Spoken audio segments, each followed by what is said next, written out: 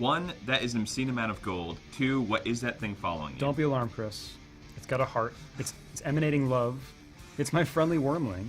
So I'm playing kind of as a mage. I'm specializing in a couple different kinds of magic here. And Promethean magic is one of them. It's basically fire magic. Yeah, it looks like it's fire-based. Okay. And with that, I can summon a pet dragon.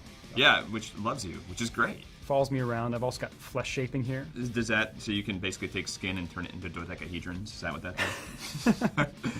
Something like that. Yeah, it's kind of a combination of buffing my defense, debuffing them. I can turn dead enemies into zombies.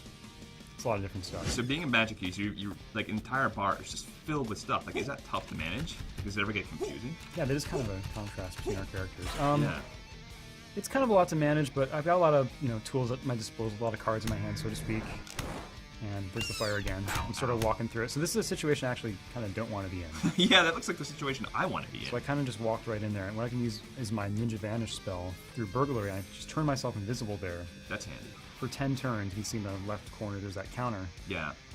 And I can just sort of sneak away for 10 turns. The enemies don't see me as long as I don't try to attack them. My dragon's following me.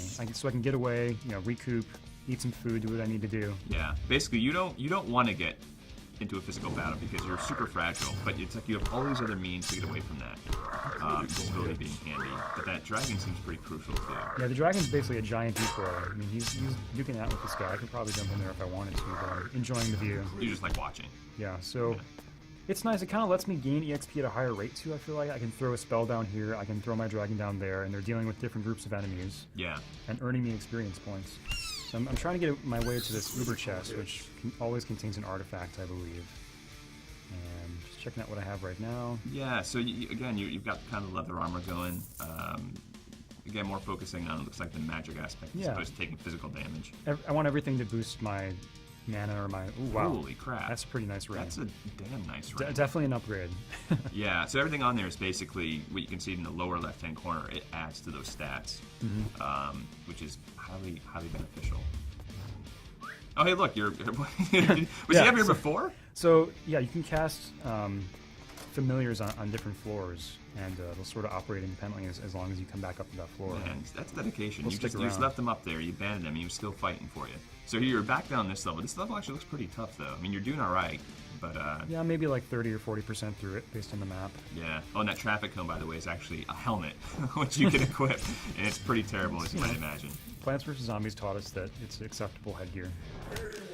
You're seeing Haywire there, and I believe that actually just amplifies a spell, so it goes into like an area of effect and just harms everything. It's a randomized chance. So again, Nice axe. yeah, I'm kind of damaging an enemy and getting a DOT on them and walking away. That's kind of my... So your philosophy is hit him, walk away. Hit him, walk away. Oh, I make them bleed out. Yeah, you're teleporting all over the place here. So these are all over, they're randomized as well. You jump in when you don't know where you're going to end up, and that's also tempting, and you can get into a lot of trouble doing that. But there's also great stuff, like all this loot in the ground you're seeing. So, it's a risk-benefit. One of the things this game does is it doesn't really explain how a lot of its systems work. I mean, there's all these different kinds of crafting. There's alchemy for making potions. There's smithing for making items. You can make mushrooms. There are tutorials for these things, but it doesn't really, you stumble in these items and you're like, what the hell is what is this mushroom do? I mean, it's sort of like this process of just trying it and see what happens. And yeah, the experimentation. Maybe it'll kill you. Yeah, which does happen sometimes. You can actually die by kicking a door down. Like if you have 2 health and you kick a door and it hurts your foot, you can die, and there's an achievement for that. What's like the fastest you've ever died? I've definitely died in the first room. I mean, sometimes you roll this character and you're suddenly up against 3 bats or something that you just can't manage with your current build, and that's just kind of the way it goes, and you re-roll and move on. Yeah. So speaking of which, throwing down some traps here. So again, your character, even though you're a specialist with magic, you can use all these different things. You're not just locked into just using Pyromancy or whatever it was all the time. It's hard to build a character that's one-sided, and that's definitely one of our favorite things about the game. Excellent. Oh, I'm liking your character, Evan. I'm a fan of his.